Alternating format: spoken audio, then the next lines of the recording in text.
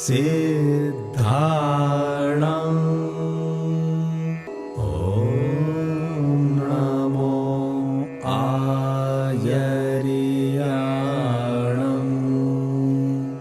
ॐ नमो उवज्झायाणं ॐ नमो लोये सौवसाहुणम्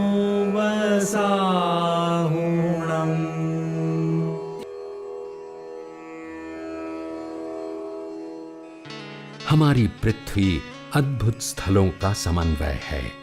यहाँ कुछ स्थल अपनी प्राकृतिक सुंदरता के लिए तो कुछ स्थल अपनी अलौकिक अनुभूतियों के कारण सुप्रसिद्ध हैं। भारतवर्ष में एक ऐसा स्थल है जिसमें ये सारे गुण एक साथ पाए जाते हैं।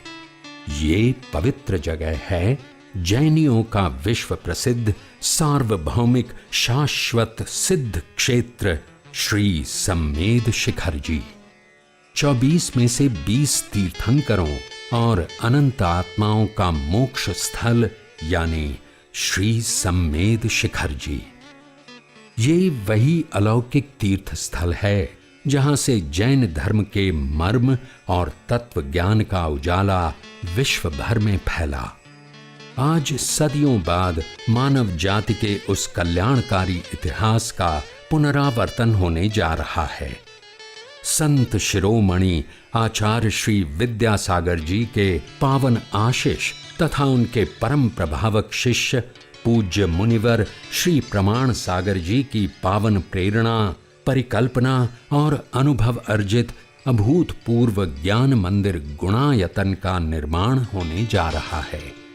ये एक ऐसा धर्मायतन है जो प्रत्येक व्यक्ति को आत्मा से परमात्मा तक की संपूर्ण जीवन यात्रा का दिग्दर्श कराएगा।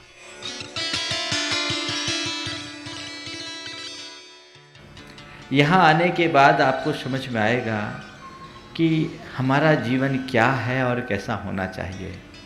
क्या होता है मिथ्या दृष्टि और कैसा होता है सम्यक दृष्टि। क्या होती है जीवन की भूल, हमें जीवन के लिए कैसा रास्ता अंगीकार करना चाहिए।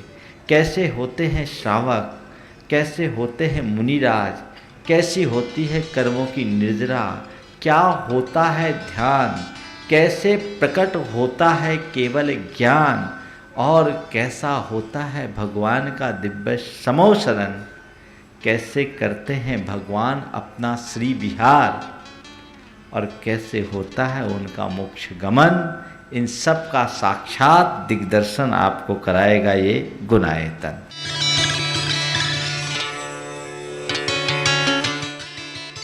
गुणायतन जैन धर्म का एक अति महत्वपूर्ण ऐतिहासिक कदम होगा जो सारे लोक के जीवन के गुणात्मक परिवर्तन का आधार बनेगा और जीवन का गुणात्मक परिवर्तन ही मोक्ष मार्ग में सहायक होगा। इतिहास का हिस्सा बनने का अवसर कुछ ही जीवों को प्राप्त होता है, या यूं कहिए कि कुछ भाग्यशाली जीव ही ऐसे कल्याणकारी अवसर का लाभ उठा सकते हैं। आइए आप भी यथाशक्ति दान करें, इस मुहिम का हिस्सा बनें।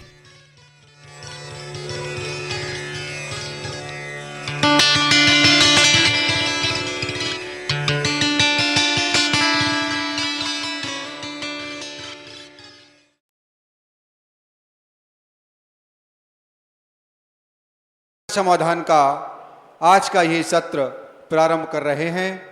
सर्वप्रथम यहाँ उपस्थित सभी महानुभावों का और उन सभी दर्शकों का जो घर बैठे पारस चैनल के माध्यम से इस कार्यक्रम को देख रहे हैं। मैं सुशील जैन कन्नौज आप सभी का गुणायतन परिवार एवं जैन समाज कन्नौज की ओर से हार्दिक स्वागत एवं अभिनंदन करता हूँ। बंधुओं, परम पूज्य संत शिरोमणि आचार्य श्री 108 विद्यासागर जी महाराज के आशीर्वाद से उनके परम प्रभावक शिष्य निर्ग्रंथ गौरव मुनि श्री प्रमाण सागर जी महाराज की परिकल्पना से गुणायतन का निर्माण तीर्थराज सम्मेद शिखर जी की तलहटी पर निरंतर चल रहा है। गुणायतन में आप 14 गुण स्थान की समस्त जानकारी आधुनिक तकनीक, एनिमेशन, ध्वनि एवं प्रकाश के माध्यम से देखेंगे। भविष्य में गुणायतन विश्व की अद्भुत संरचना बनने जा रहा है। नित्य दानवीर इस रचना से जुड़ रहे हैं। आप भी जुड़ सकते हैं। गुणायतन परिवार के ट्रस्टी बनकर या निर्माण नायक, स्तंभ, सूत्रधार, निर्माण सारथी, निर्माण मित्र एवं निर्माण निधि के सदस्य रूप में आपकी टीवी स्क्रीन पर जो नंबर चल रहे हैं उन पर संपर्क कर गुणायतन के लिए आप अपनी स्वीकृत प्रदान कर सकते हैं। प्रतिदिन की तरह आज भी हमारे पास गुणायतन से जुड़ने के लिए कुछ स्वीकृतियां प्राप्त हुई हैं। मैं क्रमशः इनके नामों की घोषणा आपके समक्ष करूंगा और आपसे ये आशा करता हूं कि आप जोरदार करतल ध्वनि से हमारे इन दानवीरों का अनुमोदना करेंगे। आइए चलते हैं। आज सर्वप्रथम हमारे बीच सूत्रधार के रूप में जुड़ रहे हैं, जो कि हमारे कल निर्माण सारथी के रूप में जुड़े थे, श्री भागचंद जी, श्री अंकुश जी, श्री नरेश जी और चिरंजीव समय जैन मुंबई से। कल ये हमारे बीच निर्माण सारथी के रूप में जुड़े थे। श्री मनीष जी सीए साहब हमारे बीच कल थे, परंतु आज वो जा चुके हैं। एक बार करतल ध्वनि से इस परिवार का स्वागत करेंगे। सूत्रधार के रूप में आज इन्होंने अपनी स्वीकृति गुणायतन परिवार को दी है। और चलते हैं, आज सूत्रधार के रूप में एक परिवार हमारे साथ और जुड़ा है। ये परिवार है श्री कन्हैयालाल जी जैन एवं श्रीमती पूनम जी जैन, बड़ौत वाले, फरखाबाद। वर्तमान में आप फरखाबाद में रह रहे हैं। करतल ध्वनि से इनका सम्मान करेंगे। और चलते हैं, सूत्रधार के रूप में ही आज हमारे बीच जुड़े हैं श्रीमती कांता देवी जैन, वाइफ ऑफ स्वर्गीय श्री रतन कुमार जी जैन एवं श्री राजेश कुमार एवं श्री दीपेंद्र कुमार, कन्नौज मुंबई। मैं इस परिवार को आदर सहित यहाँ बुला रहा हूँ और इनके स्वागत के लिए हमारे बीच पधारे श्री सी के जैन साहब रायबरेली से, वो यहाँ पर आएंगे। और पंपी भैया जी वो भी यहाँ पर आएंगे। श्रीमती कांता देवी जी एवं श्री राजेश कुमार, दीपेंद्र कुमार जैन का परिवार यहाँ पधारी।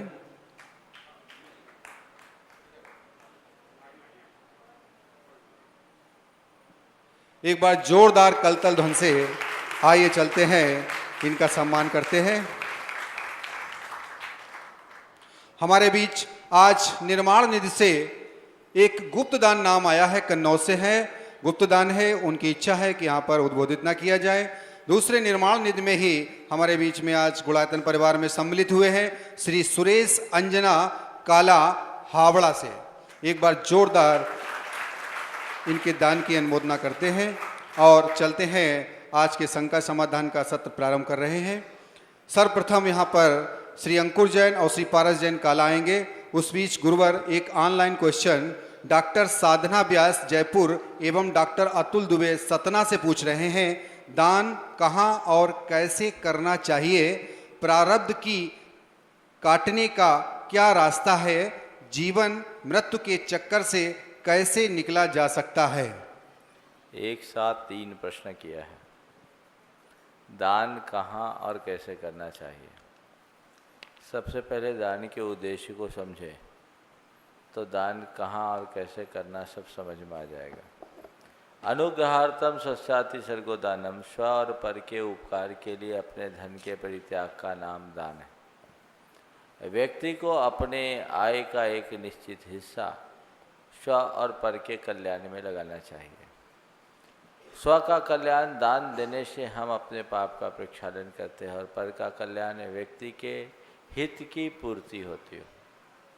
जिससे व्यक्ति के हित की पूर्ति हो, दुखों की निवृत्ति हो, वो दान है। ये दान लौकिक और पारमार्थिक के भेद से 2 प्रकार का होता है। लोक में दीन दुखी जीवों के कल्याण के लिए आप अपना पैसा लगाते हैं, ये लौकिक दान के अंतर्गत आता है। जैसे किसी के भोजन की व्यवस्था कर देना, किसी की चिकित्सा की व्यवस्था कर देना, किसी की जीविका की व्यवस्था कर देना या अन्य किसी की पढ़ाई की व्यवस्था कर देना, ये सब लौकिक दान के अंतर्गत है। इसमें व्यक्ति के एक जीवन का कल्याण होता है। लेकिन अपने धन के बल पर किसी को सही दिशा और दृष्टि उपलब्ध करा देना, किसी व्यक्ति के भीतर सच्चे धर्म के प्रति श्रद्धा जग जाना, इसमें आप अपना द्रव्य लगाते हैं तो ये पारमार्थिक दान कहलाता है। और पारमार्थिक क्षेत्र में लगा हुआ पैसा भव भव के दुखों के निवारण में कारण बन जाता है। इसलिए पारमार्थिक क्षेत्र का दान विशिष्ट दान होता है और लौकिक क्षेत्र का दान समय और प्रसंग के अनुरूप किया जाता है। तो जहाँ जब जैसी आवश्यकता हो दान दें।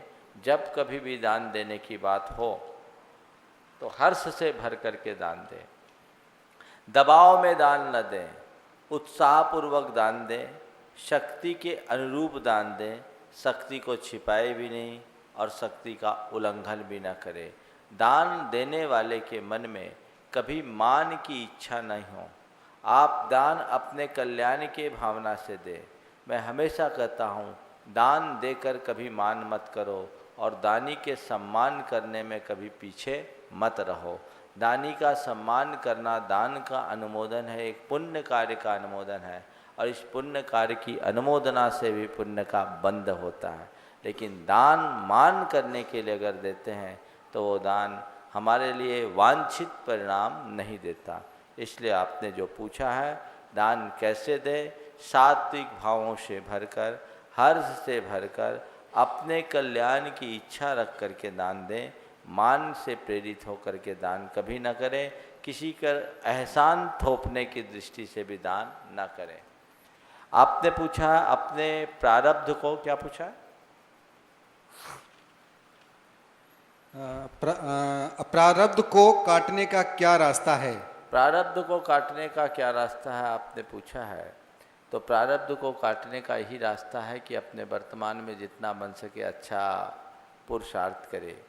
भगवान की भक्ति, सेवा और सत्कर्म के आचरण से व्यक्ति अपने प्रारब्ध को काफ़ी अंशों में काट सकता है। दान भी व्यक्ति के प्रारब्ध के सुधारने में एक बहुत बड़ा निमित्त बनता है और जीवन मरण के चक्र से बचने का एकमात्र उपाय है सच्चे अहिंसा और वीतरागता में धर्म का आश्रय लेना, अपनी आत्मा को पहचानना और आत्म केंद्रित होकर अपने जीवन का पथ प्रशस्त करना।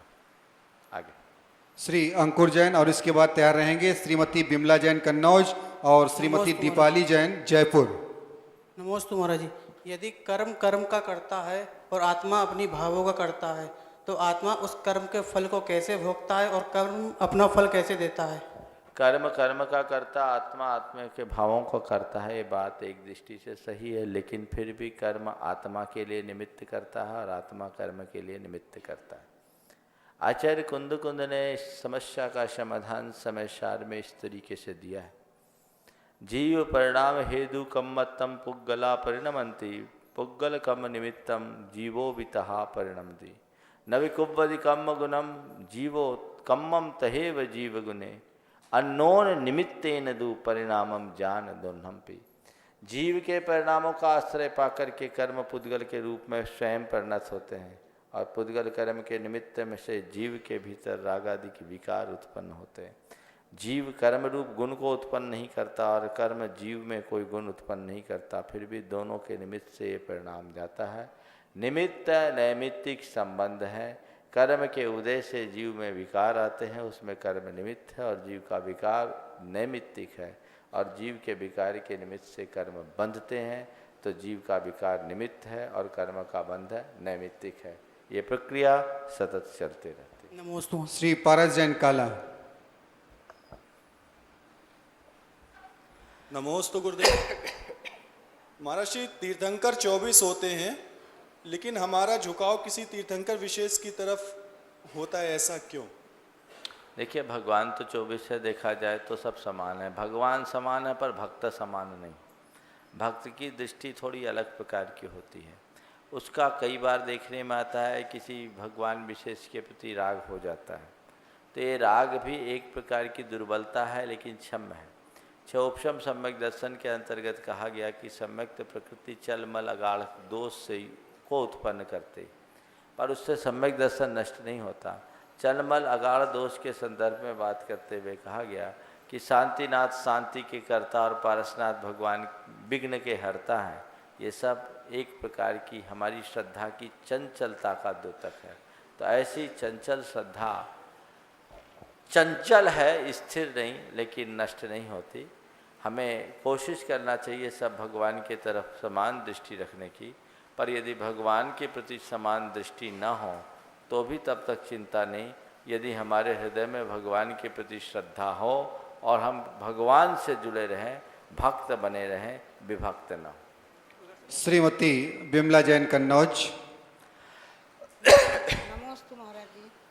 महाराज जी, मेरा प्रश्न है कि आचार्य समंत भद्राचार्य ने दूसरे अध्याय सम्यक ज्ञान में दिया है, निसंदेहम वेद यदा उस्तज्ञ मार्गमिना, यानी संदेह रहित ही ज्ञान होना चाहिए।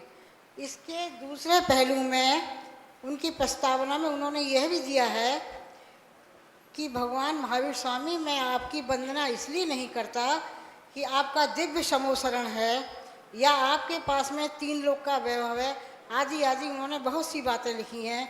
तो जब शंका नहीं है तो फिर निसंदेहम वेद का क्या मतलब है? ये दोनों आपने उसका आशय नहीं समझा। आचार्य समंतभद्र महाराज ने सम्यक ज्ञान की परिभाषा बताते हुए ये कहा कि जो वस्तु जैसी है उसको वैसा जानना और उसमें किसी भी प्रकार का डाउट न रखना, ये सम्यक ज्ञान है। तो संशय जहाँ आता है वहाँ ज्ञान सम्यक नहीं रहता। संशय रहित ज्ञान ही सम्यक ज्ञान की श्रेणी में आता है। उधर जो आपने कहा है कि भगवान से उन्होंने प्रश्न किया कि भगवान मैं आपके दर्शन के लिए आ रहा हूँ, क्यों आ रहा हूँ? भगवान से प्रश्न नहीं किया। ये आचार्य समंतभद्र महाराज एक ऐसे भक्त हुए हैं जिन्होंने भगवान की परीक्षा ली। भक्तों की परीक्षा की बात तो आपने खूब सुनी होगी, पर भगवान की परीक्षा लेने वाले एक ही भक्त इस धरती पर उत्पन्न हुए, वो आचार्य समंतभद्र महाराज हुए। समंतभद्र महाराज महान वाग्मी, तार्किक, चूड़ामणि, महान आचार्य थे। और वे भगवान के पास गए वंदना के लिए, तो कहते हैं कि भगवान ने पूछा कि तुम मेरे पास दर्शन के लिए क्यों आए। एक संवाद की शैली में बात को प्रस्तुत किया जाता है। मेरे दर्शन के लिए क्यों आए? खुद भगवान से पूछते हैं, मालूम है मैं क्यों आया? इसलिए नहीं आया कि देवागम न भोया न चामरादि विभूति है। आपके पास देवों का आगमन हो रहा है, आकाश पूरा देवों के द्वारा भरा हुआ, आप आकाश में गमन करते हैं, आपके साथ छत्र चमर आदि प्रातिहार जुड़े हैं। मैं इसलिए आपकी वंदना के लिए नहीं आया हूँ। तो भगवान ने पूछा क्यों आए, तुम ही बता दो। तो उन्होंने जवाब दिया, दोषावरण योर हानि, आपके दोष और आवरण की हानि हो गई, मैं इसलिए आपके चरण में आया। संसार में मैंने जिनको भी देखा उनमें कोई न कोई दोष दिखे। संसार में मैंने आज तक जिनको भी देखा उनके ऊपर आवरण दिखे, वो उनके अज्ञान का आवरण था। तो दोष और आवरण से युक्त हर चेहरा मुझे दिखा। आप ही अकेले मुझे ऐसे दिखे जिनमें कोई दोष नहीं और आवरण नहीं। इसलिए मैं समंतभद्र आपके चरणों का चेहरा बन गया हूँ, आपका दास बन गया। ये उनका भाव। श्रीमती दीपाली जैन जयपुर, और इसके बाद तैयार रहेंगी श्रीमती मीना जैन और श्रीमती पूजा जैन कन्नौज। नमोस्तु गुरुवर। मेरा प्रश्न ये है कि श्रावक आहार दान पुण्यार्जन के लिए देता है। अगर किसी चौके में आहार की व्यवस्था सुचारू रूप से चले, इसके लिए एक कतार की व्यवस्था है और सब लोग उसका पालन भी कर रहे हैं। उसमें कुछ लोग अगर आगे जाकर महाराज को आहार देते हैं तो वो लोग और जो उनकी मदद कर रहे हैं, वास्तविक रूप से उन्हें आहार दान का फल मिलता है या कोई बंद होता है? आपका आशय मैं समझ गया। देखो, धार्मिक क्रियाएं जो होती है ये मूल रूप से भावना से भर करके की जाती है, और व्यवस्थाएं जो होती है वो अनुशासन से बंधी होती। ये मनुष्य के मन की दुर्बलता है कि भावना के वेग में अनुशासन को भूल जाता है। उसमें कभी कभी गड़बड़ियाँ भी हो जाती हैं। कोशिश करना चाहिए कि अनुशासित होकर के हम अपनी भावना की पूर्ति करें और व्यवस्था के अनुरूप कार्य करें तो बहुत अच्छा होगा। कोई भी अच्छा कार्य करे, आप ये मत सोचें कि हम हम ही सब कुछ करें तब मिलेगा। हमने एक ग्रास भी दे दिया और अपना भाव पूरा कर लिया तो हमें लाभ मिल सकता है। हम पहले दें तभी हमें मिले ऐसी बात नहीं है, लास्ट में भी दें तो काम हो सकता है।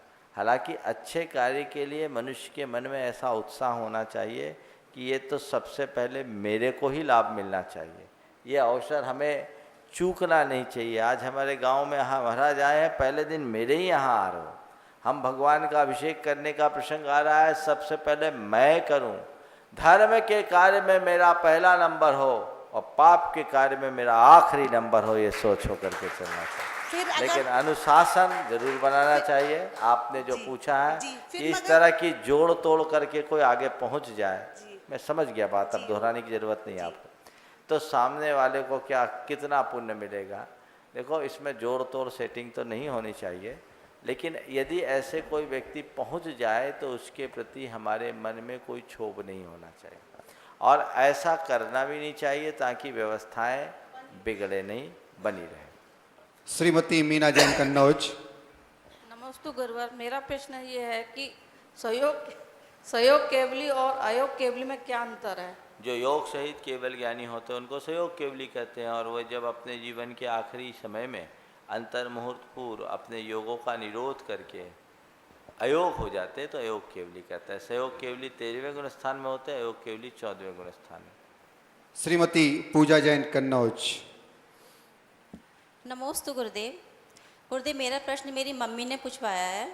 उन्होंने अभी रिसेंटली प्रतिमा ली है और वो ये जानना चाहती हैं कि वो क्या काम करें और क्या ना करें जिससे उनके परिणामों में और ज़्यादा विशुद्धि आए। प्रतिमाधारी हैं? हाँ जी। क्या करें और क्या ना करें जिससे भावों में विशुद्धि हो? पहले तो प्रतिमा जिनसे ली हो उनसे पूछ करके ही सब किया होगा कि प्रतिमा में मुझे क्या क्या करना चाहिए और क्या क्या नहीं करना चाहिए। बहुत सारे लोग व्रत ले लेते हैं, भावनाओं में भर करके व्रत ले लेते हैं, लेकिन ये ध्यान नहीं रखते कि मैं क्या व्रत लिया हूँ और मुझे क्या करना है क्या नहीं करना। एक माता जी मेरे पास आई, बोले महाराज जी हमारी 3 प्रतिमा है, आप बता दो हमें क्या करने।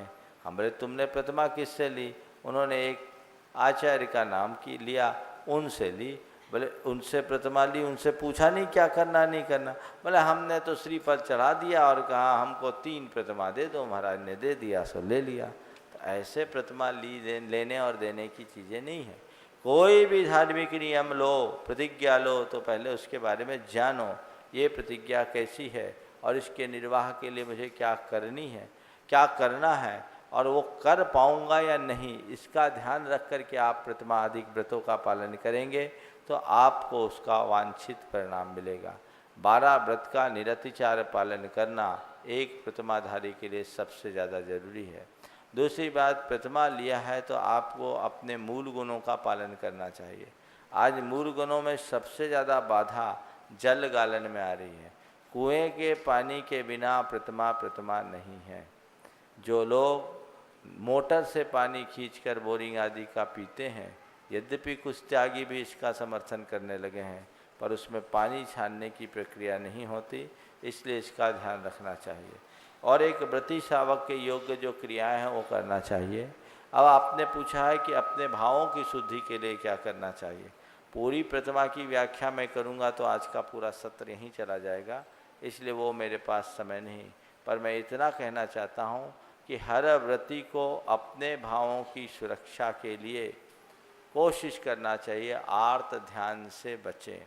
और एक बार गुरुदेव से किसी ने पूछा कि महाराज अपने आप को संभालने के लिए व्रतों को क्या करना, व्रती को क्या करना चाहिए।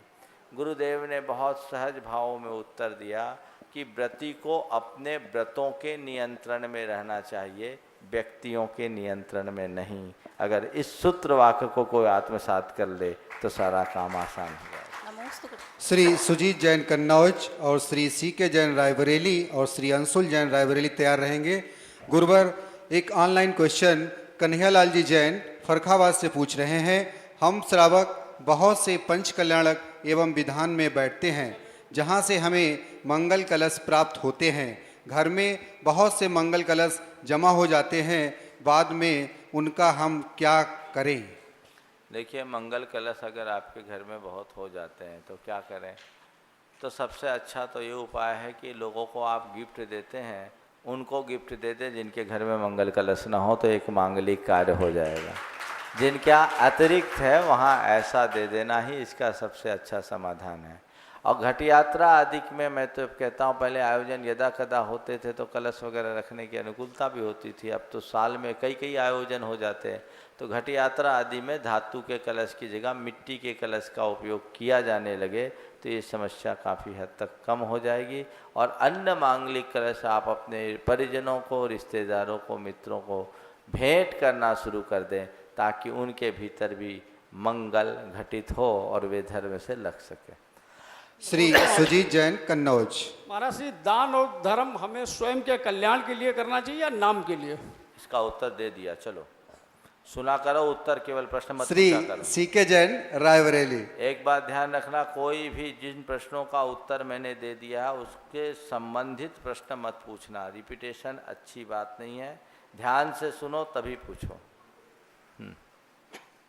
परम पूज्य गुरुदेव, आप और आप जैसी अन्य भव्य आत्माएं त्याग, तप, संयम की पराकाष्ठा पर हैं। इस संसार से गमन करने के बाद निश्चित ही स्वर्गों में आपका स्थान है। मेरी जिज्ञासा है कि यह स्वर्ग में भी आपको तप, त्याग, संयम की साधन मिलेंगे और वहाँ से जब वापस मनुष्य लोक में आएंगे तो क्या स्वभावतः फिर ये संयम आपको मिलेंगे? देखो, परमार्थ की दृष्टि से देखा जाए तो स्वर्ग जाना सुख नहीं, एक सजा है। क्योंकि यहाँ जो मजा है वो वहाँ नहीं है। यहाँ हम त्याग, तप, संयम का आनंद ले रहे हैं और अपने जीवन की स्वतंत्रता का रस ले रहे हैं। स्वर्ग में जाने के बाद यह जीव चाह करके भी लेश मात्र संयम नहीं ले सकता, उसे भोगों में ही रत रहना पड़ता है। लेकिन पूर्ण जीवन के संयम साधना का फल ये होता है कि एक ज्ञानी स्वर्ग में जाकर स्वर्ग के वैभव में लिप्त होने के बाद भी अंदर से अलिप्त रहता, उन्हें हे बुद्धि से स्वीकारता है, और एक अज्ञानी उसमें रच पच जाता है। ज्ञानी स्वर्ग में जाकर ये सोचता है कि कब वो अवसर आए कि मैं भरत क्षेत्र में या मनुष्य लोक में उत्पन्न हों और मुनि बन करके परम कैवल्य को प्राप्त करूं, और जब तक ये प्राप्त नहीं कर पाए तब तक वो भगवान की भक्ति और सेवा में तत्पर रहता है। और वहाँ से वापस आने के बाद, वहाँ से आने के बाद वो संस्कार बने रहते हैं, उसके परिणाम स्वरूप मुनि बनकर जल्दी मोक्ष जाते हैं। श्रीमती कल्पना जैन और श्रीमती डोली जैन तैयार रहेंगी। गुरुवर दिलीप जैन मुंबई से एक ऑनलाइन क्वेश्चन पूछ रहे हैं। आजकल लोग अपने शरीर पर टैटू गुदवाने का चलन करने लगे हैं, क्या ये सही है? हमारे मोक्ष मार्ग में बाधा तो नहीं डालता? इसके कोई दुष्परिणाम भी हैं? कृपया करके हमें सही राह बताइए। देखो, टैटू खुदवाने की परिपाटी प्राचीन रही है, जिसे पुराने समय में गुदना बोलते थे। और गुदना का उद्देश्य था मूल रूप से कोई व्यक्ति खोए नहीं, गुमे नहीं, उसकी पहचान बनी रहे, इसलिए शरीर में खोद दिया जाता था। और एक बार खोदा जाए तो जीवन पर्यंत वो चलता था। आजकल इसका रूप बदल गया और गुदना शब्द की जगह टैटू शब्द आ गया। पहले केवल पहचान के लिए किया जाता था, अब ये एक प्रकार के श्रृंगार के लिए किया जाने लगा है। और शरीर के विभिन्न हिस्सों में लोग छोटे बड़े टैटू बनाते हैं। अब इसका स्वास्थ्य पर, शरीर पर क्या असर पड़ता है ये तो मैं अधिकृत रूप से कुछ नहीं बोल सकता, क्योंकि इसके बारे में मैंने अभी कोई विशेष जानकारी प्राप्त नहीं की। डॉक्टर्स इसके बारे में बताएंगे। लेकिन आपने पूछा मोक्ष मार्ग में बाधा तो नहीं पड़ती? निश्चित पड़ती है।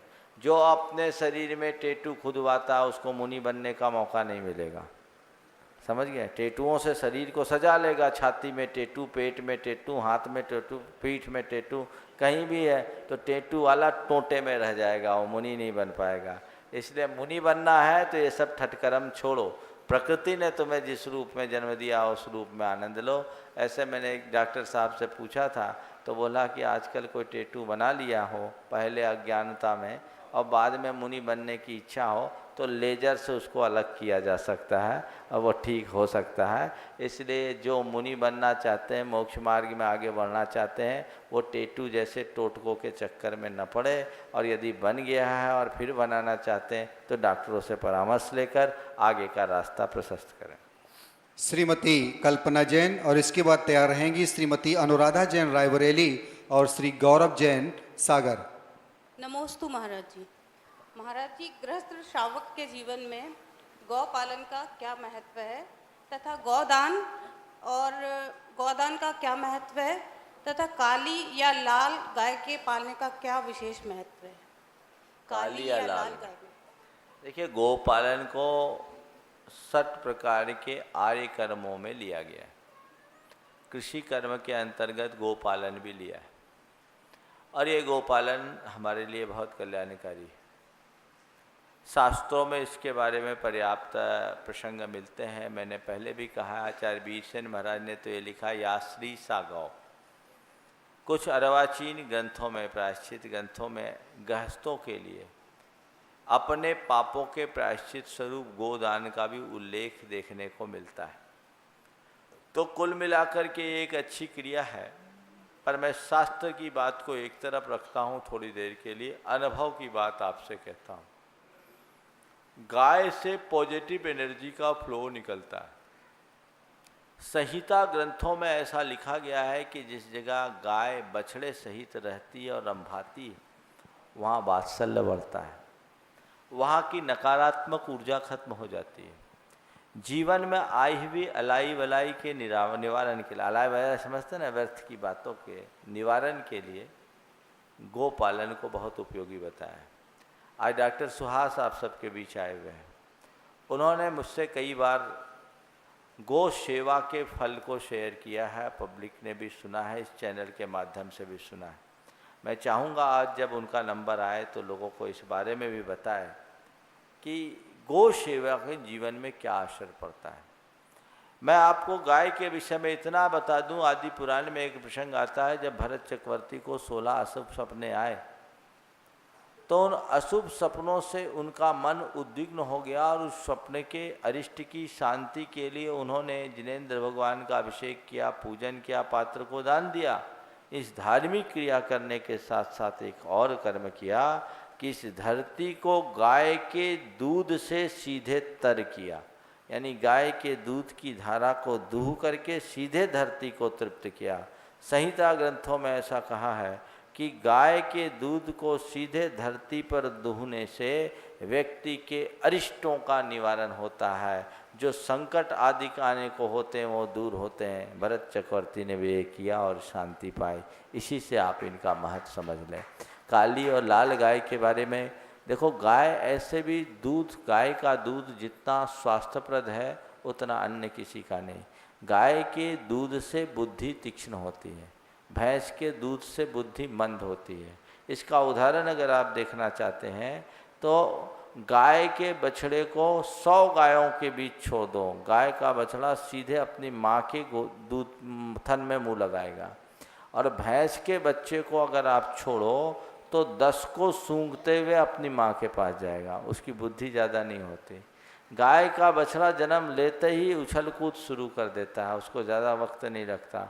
और भैंस का बछड़ा जो होता है, बच्चा होता है, वो पड़ा रहता है, बड़ा सुस्त रहता है, इसलिए नाम ही उसका पड़ गया पड़ा, जो पड़े रहे सो पड़ा। तो मोटी बुद्धि होती है। लाल गाय के विषय में अगर देसी गाय हो तो उसमें स्वर्ण तत्व होता है। कुछ लोग काली गाय के दूध को भी बहुत उपयोगी मानते हैं। आज के समय में दूध बहुत दुर्लभ हो गया है, शुद्ध दूध जिसमें और भी दुर्लभ हो गया। गाय का दूध प्राय लोग बछड़े को नहीं पालते, ऑक्सीटॉक्सिन इंजेक्शन लगा करके दूध निकालते हैं, वो जहर है, वो नहीं लेना चाहिए। अगर आप शुद्ध दूध पीना चाहते हैं और अपने परिवार को स्वस्थ रखना चाहते हैं, गोपालन जरूर करना चाहिए। श्रीमती डोली जैन कन्नौज।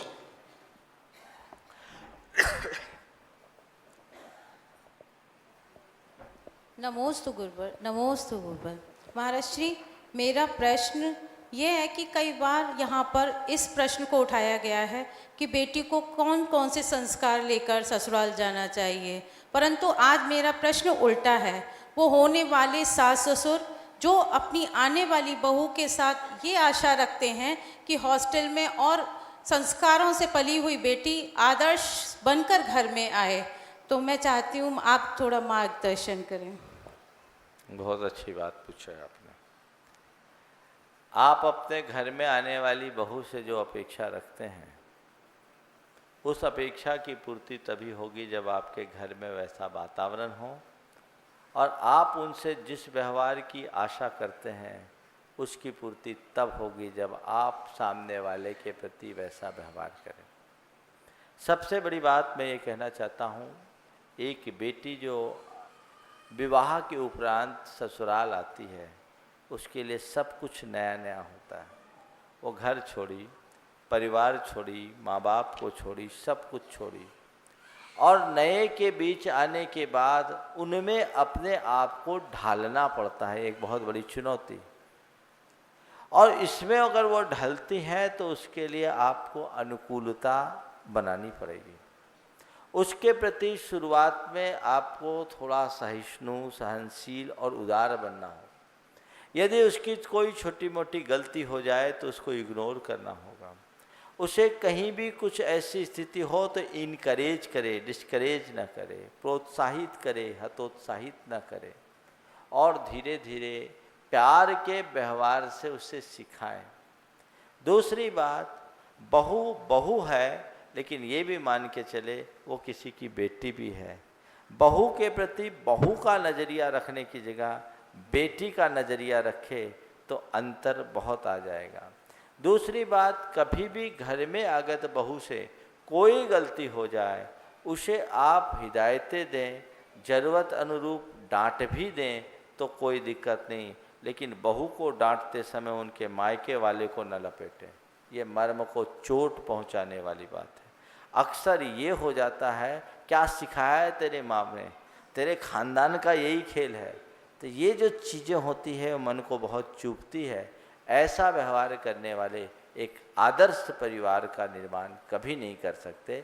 इसलिए इन सब बातों पर बहुत सावधानी की ज़रूरत है। बाकी मैं विस्तार से करूं तो पूरा प्रवचन हो जाएगा। श्रीमती अनुराधा जैन, रायबरेली।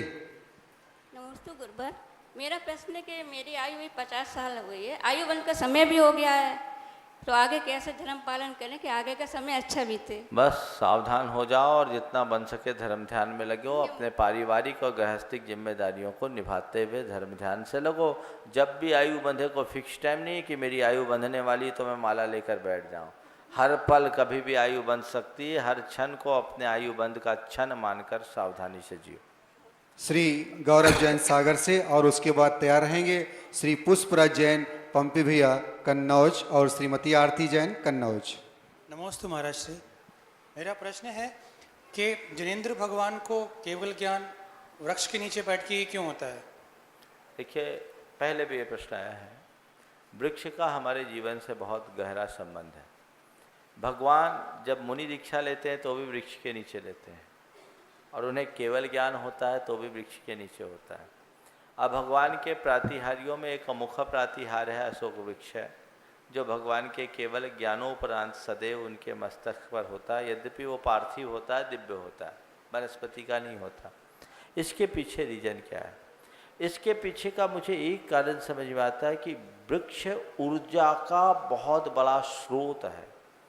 प्रकृति से ऊर्जा को ग्रहण करने की शक्ति और ऊर्जा को फैलाने की क्षमता वृक्ष के पास बहुत होती है। एक शोध मैंने पढ़ा कि एक गमले में एक पौधा लगाया गया, उसमें जितनी मिट्टी लगी उसका वजन किया गया और उस मिट्टी में जितना पानी डाला गया उस पानी का भी वजन लिया गया और 15 दिन तक मिट्टी पानी डालने के बाद वो पौधा थोड़ा बड़ा हुआ, करीब 2 फुट का हो गया। उसके बाद उसमें पानी नहीं डाला, कुछ नहीं डाला, पूरी मिट्टी सुखा ली। उनने जब उसका दोबारा वजन लिया तो उसका वजन 1.5 किलो अधिक हुआ। ये वजन कहाँ से आया? जितना मिट्टी जितना पानी डाला वो तो ठीक है, लेकिन ये जो 1.5 किलो का वजन कहाँ से आया? प्रकृति से उस वृक्ष ने संग्रहित किया। तो जो वृक्ष प्रकृति से ऊर्जा को ग्रहण करता है वो हमें ऊर्जा प्रदान देता है। वृक्ष पॉजिटिव एनर्जी देता है। शायद अखंड ऊर्जा को प्राप्त करने के लिए, केवल ज्ञान की प्राप्ति के लिए वृक्षों की शरण जरूरी है। दीक्षा के लिए भी इसकी आवश्यकता है। और दूसरा, सर्दी गर्मी बरसात कितना भी हो, वृक्ष उन सबको प्रतिकार रहित होकर के सहन करता है। उसके ऊपर पत्थर मारने पर भी वो मीठे फल देता है। खुद तप करके हमको छाया प्रदान करता है। शायद मुनि दीक्षा इसीलिए अंगीकार की जाती है कि हम अपने जीवन की तमाम प्रतिकूलताओं को वृक्ष के समान समता सहित सहन करेंगे और अपने जीवन में कैवल्य का फूल और फल उगाएंगे। नमस्ते महाराज। श्री पुष्पराज जैन जी कन्नौज और श्रीमती आरती जैन जी, इसके बाद तैयार रहेंगी नमस्ते महाराज जी। श्रीमती जया जैन कन्नौज। महाराज जी, हमारा प्रश्न है, बहुत सी ऐसी बीमारियां हैं जिनके उपचार के लिए जिन दवाइयों का प्रयोग होता है उसमें मांसाहार का बहुत उपयोग किया गया है। मरीज क्या करे महाराज जी? मांसाहार के अलावा अगर कोई दूसरी दवाई नहीं है या मरीज को मांसाहार का ज्ञान नहीं कि इसमें मांसाहार का प्रयोग किया गया, तो मरीज को ऐसी स्थिति में महाराज श्री क्या करना चाहिए? बहुत अच्छा प्रश्न किया आपने। ये बात सही है कि बहुत सारी औषधियाँ ऐसी हैं जिनमें नॉन वेज है, पर ये हम सब के लिए बहुत अच्छी बात है कि आजकल बहुत सारी ऐसी भी दवाइयाँ आ गई हैं जो वेज हैं। अभी तक कहा जाता था कि कुछ बीमारियां ऐसी हैं जिसमें नॉन वेज ही औषधि है, दूसरा कोई अल्टरनेट नहीं। आज आप जब चर्चा कर, अभी आपने प्रश्न उठाया, आज दिन में डॉक्टर सुहास साहब मेरे पास बैठे थे। उन्होंने एक प्रसंग मुझे सुनाया जो मुझे बहुत आनंदित किया, और उन्होंने कहा कि महाराज जी, घुटने के इलाज के लिए अब तक जो भी दवाइयाँ थी वो नॉन वेज थी। इनके प्रयासों से एक कंपनी ने 100% वेज औषधि बना दी। ये डॉक्टर सुहास का प्रयास है और उसमें भी एक कदम आगे बढ़ गए हैं। मैं चाहूँगा वो पूरा घटनाक्रम डॉक्टर साहब खुद अपने मुख से प्रकट करें, और ये आप यहीं खड़े रहें, डॉक्टर साहब ये प्रकट करें, देखें कि एक निष्ठावान चिकित्सक के बल पर समाज में कितना बड़ा बदलाव आता है। पूरी घटना की जानकारी डॉक्टर साहब आप सबको दें। नमस्ते महाराज जी। नमस्ते। घुटने में जो दर्द होता है उसमें जो कार्टिलेज रिपेयर करने की दवा आती है वो एनिमल कार्टिलेज से ही बनती है। आज तक ऐसी कोई दवा नहीं थी कि जो कार्टिलेज को रिपेयर करे मगर वेजिटेरियन हो। मैंने एक कंपनी के मालिक के साथ मीटिंग चल रही थी तो उन्होंने मुझे बताया, डॉक्टर साहब ये वेज दवा है और ये गुलाब के फूल से बनती है जो कार्टिलेज को रिपेयर करती है। तो मुझे बहुत आनंद लगा, मगर मैंने पूछा कि ये कहाँ कैसे बनती, कैसे दी जाती है, तो उन्होंने कैप्सूल में दी जाती है। तो मैं दुखी हो गया, मैं बोला ये तो वापस नॉनवेज हो गई, क्योंकि जो भी कैप्सूल बनती है वो नॉनवेज जिलेटिन से बनती है, गाय के आतड़े से बनी हुई जिलेटिन है। तो मैंने उससे पूछा कि ये आप वेज को नॉनवेज बना के क्यों बेच रहे हो, उसे वेज बनाओ और वेज ही बेचो। उन्हें मेरी बात पसंद आई और उन्होंने कहा कि डॉक्टर साहब आज से मैं निर्णय करता हूँ इस दवा को मैं पूरा वेजिटेरियन बना दूंगा। और उन्होंने शुरुआत में सैचेट में बेचना शुरू किया, फिर बाद में भारत में प्रथम महाराज जी उन्होंने वेजिटेरियन कैप्सूल बनाने की फैक्ट्री लगाई और वेजिटेरियन कैप्सूल आज बाजार में उपलब्ध है। इस कंपनी के मालिक से मेरी बात हुई तो उन्होंने इसका प्रभाव देखा कि कोई व्यक्ति अगर धर्म के मार्ग में आ जाए तो कैसा उसका प्रभाव पड़ता है, ये उदाहरण है। उन्होंने जैसे ही एक वेजिटेरियन किया उनका ग्रोथ 100 टाइम्स बढ़ गया। पूरे जैन परिवार, स्वात्वी, श्वेतांबरी, सब समाज इस दवा के ऊपर टूट पड़े, क्योंकि ये पहली वेजिटेरियन कैप्सूल थी और दवा थी कि जो घुटने के दर्द को कम करे। उन्होंने निर्णय लिया कि मैं सभी दवाओं को वेजिटेरियन बनाऊंगा और वो वेजिटेरियन बनाते जा रहे हैं और सभी वेजिटेरियन दवाएं वो मार्केट में ला रहे हैं। तो ये एक कंपनी का इतना उपकार हमारे जैन समाज पे है। और उन्होंने ये भी कहा कि डॉक्टर साहब इसमें से जो भी होगा उसमें कोई प्रतिशत मैं गोदान के लिए दान करूंगा। ऐसे अच्छी भावना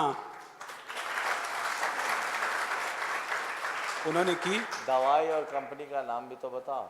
वो कंपनी का नाम है रोजी फ्लेक्स और उसमें रोजी फ्लेक्स सी करके दवा आती है जो कैप्सूल है मगर वेजिटेरियन है और इससे सुबह शाम खाने से 3 महीने में आपका घुटने का दर्द 80 to 90% कम हो जाता है। महाराज जी, आपने मुझे ये भी कहा था कि गौ सेवा के फल का क्या फायदा होता है। मैं पूना में मुनि महाराज नियम सागर महाराज जी के पास गया था, तो उन्होंने मुझे कहा कि आप पूना के बाजू में एक गौशाला को देख कर आइए। मैं उस गौशाला में गया। संत तुकाराम गौशाला है पूना के बाजू में, और एक 20-22 साल का लड़का वो गौशाला को चलाता है। और वो गौशाला में वो जो भी जानवर काटने जाते थे उनको पकड़ा के उनके गाय को अपने गौशाला में लेके आता था। उन्होंने एक अभिनव प्रयोग किया। अपने गौशाला में जो रास्ते में पड़े हैं, जिनको अपने घर का पता नहीं, नाम पता नहीं, हम उन्हें पागल कहते हैं, लोग उनको पत्थर मारते हैं, जो कपड़े फटे हुए ऐसे पड़े रहते हैं, ऐसे लोगों को पकड़ पकड़ के गौशाला में लेके आते थे और उनको कहते थे, उनको नहलाते थे, उनकी दाढ़ी वगैरह करके उनको अच्छे कपड़े पहना के खाना देते हैं और उनसे गौ सेवा करवाते थे। और उन्होंने जो बात कही, मैं बहुत आश्चर्य में पड़ गया। उन्होंने कहा, डॉक्टर साहब, ये 2-3 महीने के अंदर गाय की सेवा करने से, गाय की मलमूत्र सफाई करने से इनकी याददाश्त वापस आ जाती है और ये अपने घर चले जाते हैं। ऐसे कितने लोग घर पहुंच गए, और ऐसे कितने लोगों अपने घर चले गए, अपना पता बोल के उनके घर के लोग उनको लेके गए। तो मुझे ये लगा कि गौ सेवा करने में हम अपने जिंदगी में बहुत पीछे हैं। गाय की सेवा में इतना उपकार है कि जिससे कितने रोग अच्छे हो जाते हैं। जैसे किसी को सर दर्द हो और गाय का साजुक तूप अगर उस अपने नासिका में सुबह रात में डालते जाएंगे तो 80 to 90% सभी सर दर्द बंद हो जाते हैं। गाय के आंखों में देखने से आँख की बीमारी कम हो जाती है। गाय के एक एक अंग का निरीक्षण करने से एक एक बीमारी निकल जाती है। इतनी गाय में पॉजिटिव एनर्जी, जैसे महाराज जी ने कहा था। तो गाय की सेवा करना, गोदान करना, ऐसे किस्से मेरे पास बहुत है, वक्त कम है, मगर गाय की सेवा और गोदान करने से मैंने कोमा से लोगों को बाहर आते हुए देखा है। मैंने जो लोग बोल नहीं सकते थे कोई एक्सीडेंट के कारण, उनकी वाणी को वापस आते हुए देखा है। तो अपने जिंदगी में हर व्यक्ति कम से कम एक गाय को अगर जीवन दान दे तो मुझे नहीं लगता कि कसाई खानों का, कट्टल खानों का काम चलेगा, वो तुरंत बंद हो जाएंगे। तो अपने जिंदगी में एक एक गाय को हम अपना विचार करके प्रतिदान करें, ऐसी मैंने मस्त मारा। श्रीमती आरती जैन और उसके बाद तैयार रहेंगी श्रीमती जया जैन और श्री मयंक जैन और श्री कुमारी मेघा जैन। एक मिनट, डॉक्टर साहब ने अभी बहुत अच्छी बात कही। समाज को इसे बहुत गंभीरता से लेना है। मैं तो एक बात कहूँगा, जितने भी चिकित्सक बंधु इस कार्यक्रम को देख रहे हैं, एक डॉक्टर के प्रयास से एक कंपनी यदि शाकाहारी औषधियों के लिए समर्पित होती है तो सब डॉक्टर समर्पित हो जाएं तो न जाने कितनी कंपनियों के साथ ऐसी स्थिति हो जाएगी। इसलिए प्रयास हम सबको करना चाहिए। इससे न केवल जैन समाज अपितु समस्त अहिंसक समाज लाभान्वित होगी। इसमें हमें जागरूकता लाने की आवश्यकता है। नमोस्तु महाराज श्री। महाराज श्री, हमारे जैन धर्म के जो परम सिद्धांत हैं, अहिंसा, अपरिग्रह, स्यादवाद, अनेकांत, इनको हम गृहस्थ लोग अपने जीवन में किस तरह उपयोग में ला सकते हैं? देखो, अहिंसा, अपरिग्रह, अनेकांत, स्यादवाद, जितनी भी बातें हैं, ये मनुष्य के जीवन में तभी घटित हो सकती है जब दो बातें जीवन में आ जाए। नंबर 1 संवेदनशीलता हो और नंबर 2 सह-अस्तित्व की भावना हो। मनुष्य का हृदय जब तक संवेदनशील नहीं होता तब तक वो अहिंसक नहीं बन सकता। सहनशील बने, संवेदनशील बने। संवेदनशील हृदय का मतलब है जो अपने पीड़ा के समान दूसरों की पीड़ा को देखे, और ये संवेदनशील होने के साथ साथ सह-अस्तित्व की भावना हो, सबको अपने समान देखने की प्रवृत्ति अपनाए। ऐसे व्यक्ति की सोच उदार और सकारात्मक होती है, और ये पॉजिटिव सोच व्यक्ति को कभी एकांगी दृष्टिकोण से ग्रसित नहीं होने देती, और इसी के बल पर व्यक्ति अपने व्यवहारिक जीवन में अनेकांत और स्यादवाद जैसे आदर्श को स्थापित कर सकता है, और संवेदना के बल पर अहिंसा और अपरिग्रह को अपना सकता है। नमोस्तु। श्रीमती जया जैन और उसके बाद मयंक जैन। नमोस्तु महाराज श्री। महाराज श्री, हम किन किन कारणों से समाज में प्रतिष्ठा प्राप्त कर सकते हैं, आदर सम्मान प्राप्त मिले जिससे? समाज में प्रतिष्ठा प्राप्त करने के लिए क्या करें? आपके प्रश्न का आशय ये है, समाज में प्रतिष्ठा वही प्राप्त कर सकता है जो समाज के लिए अपना सब कुछ समर्पित करने को तैयार रहता है। सबसे पहली बात तो अगर आप समाज में प्रतिष्ठा पाना चाहते हो तो एक अच्छे व्यक्ति की तरह जिए। दूसरी बात, आपके मन में समाज के लिए अच्छा करने का मनोभाव हो, आप जितना बन सके अच्छा करने का प्रयास करें। आप समाज हित में अपना जो कुछ भी त्यागना हो त्यागने के लिए तत्पर रहे, उत्सर्ग करें और ऐसा कोई कार्य न करें जो हमारी सामाजिक संहिता के विरुद्ध हो, तो ऐसा व्यक्ति समाज में एक प्रतिष्ठापूर्ण स्थान पा सकता है। श्री मयंक जैन और उसके बाद तैयार रहेंगी कुमारी मेघा जैन, कुमारी प्रज्ञा जैन। नमस्ते महर्षि। महर्षि, जीव अधिक से अधिक कितनी बार निर्गंत दिगंबर मुनिपद को धारण कर सकता है? वह सिद्धत्व की प्राप्ति के लिए दिगंबरत्व कितना जरूरी है? देखो, भावलिंग के साथ यदि कोई मुनि जीवन अंगीकार करे तो 32 भाव से अधिक उसे धारण नहीं करना पड़ता। आपने पूछा है मुक्ति की प्राप्ति के लिए निर्गंध पद कितना जरूरी है। बिना निर्गंथ हुए मुक्ति की प्राप्ति होती ही नहीं। आचार्य कुंद ने लिखा है कि नग्गो विमोक्ष मग्गो न विसिद्धई वत्थ दरो जय भी होए तिथैरो नग्गो विमोक्ष मग्गो शेषा अम्मग गया सब्बे। कि तीर्थंकर भी यदि हो तो भी वस्त्र अवस्था में वो वस्त्र धारण करते हुए मोक्ष को प्राप्त नहीं कर सकते। एकमात्र ये नग्न दिगंबर मार्ग ही मोक्ष मार्ग है, से सब उन्मार्ग है। इसलिए उस उन्मार्ग से बचकर सन्मार्ग में लगने का प्रयास होना चाहिए। कुमारी मेघा जैन और उसके बाद तैयार रहेंगे श्री विकास जैन चौक। नमोस्तु गुरुवर। महाराज श्री, आजकल हम देखते हैं टीवी चैनल्स में भी देखा जाता है कि घरेलू हिंसा दिन प्रतिदिन बढ़ती जा रही है। ऐसे में सत्यमेव जयते एक टीवी सीरियल्स में दिखाया गया इसको विस्तार से। तो हमारे जैन धर्म में इस घरेलू हिंसा को किस प्रकार की हिंसा में लिया गया है? कृपया करके। घरेलू हिंसा एक प्रकार की संकल्पी हिंसा है, प्रताड़ना है। इस तरह की हिंसा कभी भी विधेय नहीं। और ये जो घटनाएं प्रकाश में आ रही है ये कतई अच्छी नहीं है। इनसे समाज को बचना चाहिए, बचाना चाहिए। कसाय से आविष्ट होकर के किसी का शोषण और किसी को प्रताड़ना देना ये घोर अधर्म और निंदनीय कृत्य है। श्री विकास जैन और इसके बाद तैयार रहेंगी डॉक्टर मोनिका शाह मुंबई से। महाराज जी, मेरा प्रश्न ये है कि मंदिर में कितनी परिक्रमा लगाना चाहिए तथा इसका क्या फल मिलता है? 3 परिक्रमा का विधान है। अब इस 3 लगाओ, उसके बाद तुम्हारी जैसी व्यवस्था। नमस्ते।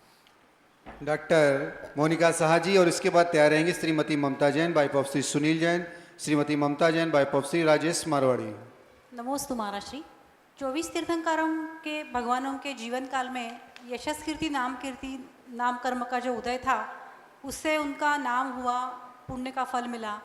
भगवान बनने के बाद में सारे कर्मों का क्षय करके भगवान तो मोक्ष चले गए, फिर भी उनका नाम रहना और किन किन भगवानों का ज़्यादा नाम रहना, वो किस वजह से? बहुत अच्छा प्रश्न किया। ऐसा प्रश्न मुझसे पहले एक बार संगोष्ठी हुई थी कर्म सिद्धांत की, तो वहाँ एक विद्वान ने पूछा कि महाराज भगवान है, जिस काल में भगवान हो उनका नाम होना तो अच्छी बात है, कर्म के उद्देश्य होगा। और हम ये मान लें कि किन्हीं का यश कीर्ति का उदय अधिक है तो उनका नाम ज़्यादा और किन्हीं का कम। लेकिन मोक्ष चले जाने के बाद जब उनके कर्म का क्षय हो गया, फिर भी वैसे नाम, वैसी प्रतिष्ठा और किन्हीं की अधिक किन्हीं की अल्प क्यों? क्या कर्म क्षय होने के बाद भी अपना प्रभाव देते हैं? आपका प्रश्न और उनका प्रश्न समान है। उस समय मैंने जो विद्वत गोष्ठी में उत्तर दिया था, आज मैं वही देना चाहता हूँ। देखिए, ये यश और अपयश कर्म अपने उदय में क्या करते हैं, इसको समझिए। जब व्यक्ति के यश कर्म का उदय होता है तो वो पूरे लोक में सर्वत्र यश फैला देते हैं, और अपयश का उदय होता है तो लोक में सर्वत्र अपयश हो जाता है। जिसके यश का उदय वो फेमस हो जाते हैं, जिसका अपयश होता है उनके प्रति डिसलाइकिंग बढ़ जाती है। तो क्या किया इन कर्मों ने? अपने काल में तीर्थंकरों का यश इतना अधिक होता है, इतना अधिक होता है कि वो यश के कारण हर व्यक्ति के जबान पर उनका नाम चढ़ गया। और नाम ही नहीं चढ़ा, इस कर्म के उदय से एक लोक धारणा बन गई। लोक धारणा कि ये तीर्थंकर पार्श्वनाथ भगवान ने कठोर उपसर्ग सहा, विघ्नों के हरता हो गए, शांतिनाथ भगवान शांति के कर्ता हो गए, आदिनाथ भगवान जिन धर्म के प्रस्थापक हो गए। तो उस युग में जो लोक धारणा बनी, अच्छी भी बनती बुरी भी बनती। रावण के प्रति लोक धारणा खराब बनी, कंस के प्रति लोक धारणा खराब बनी, रामचंद्र जी के प्रति लोक धारणा अच्छी बनी, कृष्ण के प्रति लोक धारणा अच्छी बनी, हमारे तीर्थंकर भगवंतों के प्रति लोक धारणा अच्छी बन गई। और ये अच्छी बनी हुई लोक धारणा आज तक कायम है और ये इस कल्प काल के अंत तक कायम रहेगी। हम इनको याद करते रहेंगे और फिर जब नया तीर्थ प्रवर्तन होगा तब तक हम इनको भूल जाएंगे, जैसे अतीत के अनंत तीर्थंकरों को हम भूल गए। तो ये लोक धारणा एक बहुत बड़ा काम। कई व्यक्ति मृत्यु के उपरांत तो चले गए, तीर्थंकरों को तो जाने दीजिए, कई ऐसे व्यक्ति होते हैं जो लोक में बहुत अच्छा कार्य करते हैं, समाज में उनका बहुत ऊंचा स्थान होता है, उनकी मृत्यु के उपरांत भी दुनिया उनको याद करती। किस कारण? उनके द्वारा किए गए कृत्यों से लोक धारणा अच्छी बन गई। ये बड़े अच्छे व्यक्ति थे, ये बड़े अच्छे व्यक्ति थे, ये बड़े अच्छे व्यक्ति थे, पीढ़ियों तक वही बात रिपीट होने से लोक धारणा बन गई। और ये लोक धारणा कर्म के अभाव में भी अपना प्रभाव दिखाती है। इसलिए मैं आप सबसे यही कहना चाहता हूँ, दुनिया से जाओ तो ऐसे मत जाओ, ऐसे जाओ कि सारी दुनिया तुम्हें याद करने के लिए पागल हो जाए। श्रीमती ममता मारवाड़ी कन्नौज।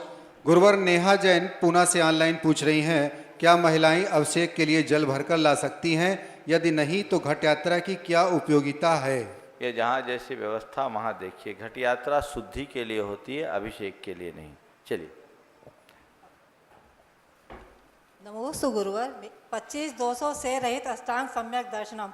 अगर कोई जैनी व्यक्ति पूर्ण श्रद्धा भक्ति के साथ अगर इसका नियम पूर्ण रूप से पालन करता है तो वो सम्यक दृष्टि कहलाता है। अगर अदर कास्ट का व्यक्ति अगर पूर्ण रूप से इसका पालन करे निर्दोष रूप से, तो क्या वो सम्यक दृष्टि कहलाएगा? सम्यक दृष्टि होने के लिए जैनी होना जरूरी नहीं है, सम्यक दृष्टि होने के लिए दोष रहित होना जरूरी है। आप जैनी की बात क्या करते? नारकी भी सम्यक दृष्टि हो सकता है, पशु भी सम्यक दृष्टि हो सकता है, तो केवल जैनी होना जरूरी नहीं। कोई भी मनुष्य जिसके भीतर सच्चे देव शास्त्र गुरु के प्रति प्रगाढ़ श्रद्धान है, वो अपने श्रद्धान के बल पर सम्यक दृष्टि बन सकता है। ध्यान रखना, सम्यक दर्शन और मोक्ष के लिए केवल जैनी होना का ठेका नहीं है कि जैनी ही मोक्ष पाएगा। जो अपने जीवन को शुद्ध बनाएगा, विशुद्ध बनाएगा, वही मुक्ति का अधिकारी बनेगा। गुरुवर ऑनलाइन शांतिलाल जैन बुरहानपुर मध्य प्रदेश से पूछ रहे हैं, जो गलती इस शरीर की नहीं है उसकी सजा इस शरीर को क्यों? जो गलती शरीर की नहीं है उसकी सजा इस शरीर को क्यों, मतलब? हाँ? अच्छा, प्रश्न का आशय नहीं है। आत्मा गलती करती तो आत्मा सजा पाती, शरीर माध्यम बनता है, शरीर नौकर है, इस प्रकार उधर इशारा हो गया है। आज समाधान के सत्र को मैं परम पूज्य गुरुदेव के चरणों में नमन अर्पित करते हुए, आप सबको आशीर्वाद देते हुए यहीं पर विराम दे रहा हूँ। बोलिए परम पूज्य आचार्य गुरुवर श्री विद्यासागर जी की जय। परम पूज्य गुरुवर श्री 108 प्रमाण सागर जी महाराज की, परम पूज्य गुरुवर श्री 108 विराट सागर जी महाराज की। गुणायतन जैन धर्म का एक अति महत्वपूर्ण ऐतिहासिक कदम होगा, जो सारे लोक के जीवन के गुणात्मक परिवर्तन का आधार बनेगा और जीवन का गुणात्मक परिवर्तन ही मोक्ष मार्ग में सहायक होगा। इतिहास का हिस्सा बनने का अवसर कुछ ही जीवों को प्राप्त होता है, या यूं कहिए कि कुछ भाग्यशाली जीव ही ऐसे कल्याणकारी अवसर का लाभ उठा सकते हैं। आइए आप भी यथाशक्ति दान करें, इस मुहिम का हिस्सा बनें।